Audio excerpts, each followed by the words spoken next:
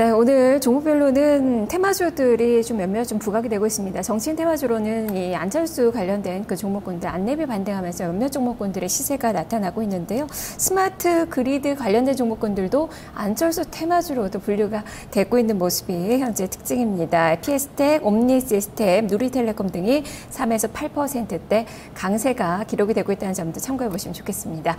자, 이어서 안내 말씀 드릴까요? 2시에 방송이 되는 2시 파워타임에서 허의원의 이슈통 시간이 마련이 돼 있는데요. 바로 여기서 여러분의 이슈를 기다리고 있습니다. 오늘 시장 여러 가지 이슈들이 있을 텐데 궁금해하신 그 이슈들 이슈통이라고 말머리를 달고 아자아자 게시판에 지금 올려주시길 바랍니다. 선정되시는 분에 한해서는 슈퍼트레이더라는 책을 또 선물로 드릴 테니까요. 오늘도 많은 참여 부탁드리겠습니다. 자, 시장은 6포인트가 떨어진 1996선, 2000선 등정에 좀 힘겨운 모습이 나타나고 있습니다. 어떤 전략이 필요한지 증권사 연구원들의 의견 지금부터 살펴보도록 하겠습니다.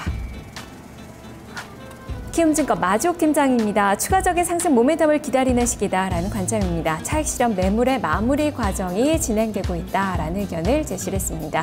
동양증권 조병현 연구원입니다. 스페인과 그리스 유로존 경기 우려가 혼재되면서 마이너스 출발을 했다면서 관망 흐름의 연장을 전망을 하고 있습니다. 한양증권 임동락 연구원입니다. 2000선 이하에서 하방 경직 테스트가 지속되고 있다라는 그 관점인데요. 개별 종목 트레이딩을 유지를 해보자라는 의견을 제시를 했습니다. 삼성증권 임수근 연구원입니다. 추가 상승이 가능하다라는 의견입니다. 단기 조정 시에는 비중을 확대하는 그런 기회로 활용하는 것이 좋겠다라는 다소 공격적인 그런 전략도 제시가 됐네요. 대체적으로 비슷합니다. 숨고르기 장세가 나타나고 있지만 시장은 여전히 상승으로 가고 있다라는 관점에서의 의견들이 전개가 되고 있는데요. 자, 이 중에서 키움증권 마주옥 팀장의 이야기 들어보도록 하겠습니다. 자, 팀장님 안녕하세요. 예, 안녕하십니까. 네, 한 줄 전략을 보니까 추가적인 상승 모멘텀을 기다리는 시기다라고 의견을 주셨어요. 그만큼 나올 정책은 이제 다 나온 것 같습니다. 앞으로 어떤 카드를 더 기다려봐야 될지, 무엇을 봐야 될지 전망과 함께 좀 말씀해 주시죠. 예, 오늘 2000포인트 부근에서 기간 조정이 계속 이어지고 있는데요. 미국 Q3 발표 이후에 국내 주식시장이 한 2000포인트를 상회했습니다. 그 이후에 뚜렷한 재료가 없는 가운데 차익 실현 매물이 계속 출회되고 있고요. 그러나 이런 차익 실현 매물에도 불구하고 지수는 한 2000 부근에서 계속 지지되고 있는 그런 모습입니다. 오늘장 역시 차익 실현 매물이 좀 나올 수 있을 것 같고요. 조금씩 이런 매물 소화 과정이 진행될 가능성이 좀 나타나고 있습니다. 우선 미국의 3차 양적 완화 실시에 대한 부정적인 평가가 조금 나타나고 있는데요.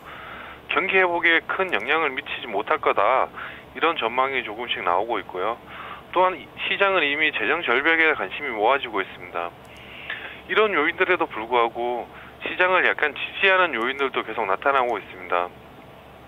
이번 주 27일 날 스페인이 전면적인 구제금융에 대한 불확실성이 조금 완화될 가능성이 높고요. 이럴 경우에 유로 재정위기 완화로 좀 이어질 수 있기 때문입니다. 또한 선진국의 대형 이벤트가 일단락됐지만 신흥공업국 같은 경우에는 경기 부양책이 당분간 계속 지속될 것 같습니다. 2008년, 2009년 글로벌 금융위기 경기 침체가 유럽을 거쳐서 신흥공업국 경제에 부정적인 영향을 계속 미치고 있고요. 이런 것들이 신흥공업국 내수 부양을 위한 경기 부양책으로 이어지고 있습니다.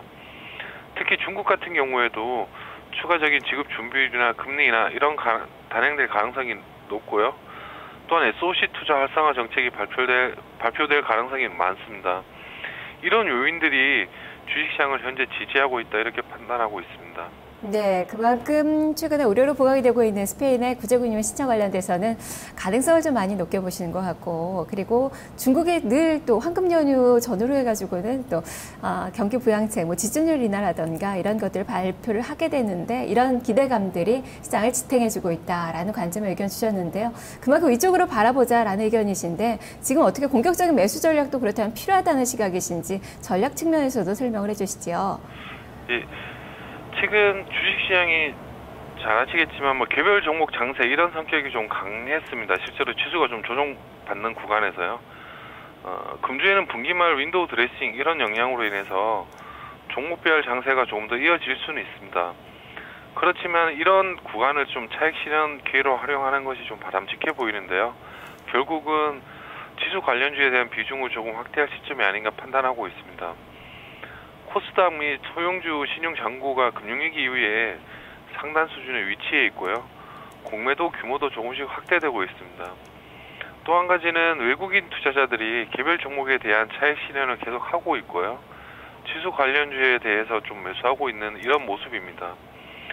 특히 이머징 신흥공업국으로 자금 유입이 강화되면 이러한 형태는 조금 더욱 뚜렷해질 가능성이 있어서요.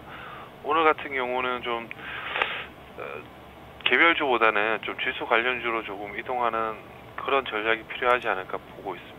네, 그만큼 개별주에 대해서는 많이 올랐기 때문에 차익 실현을, 그리고 지수 민감주 관련된 이 대형주에 대해서 이제는 관심을 가져보자라는 시각이시네요. 말씀 잘 들었습니다. 네, 수고하십시오. 네, 이제는 다시 지수를 봐야 될 그 시기가 온 걸까요? 어쨌든 외국인 투자가들 최근에 계속해서 대형주에 대한 매집을 하고 있다는 측면도 둔화되긴 했지만 종목별로는 이러한 분위기가 살아있다는 측면도 염두에 두시면 좋을 것 같네요. 마주옥 팀장이었습니다. 자, 다음은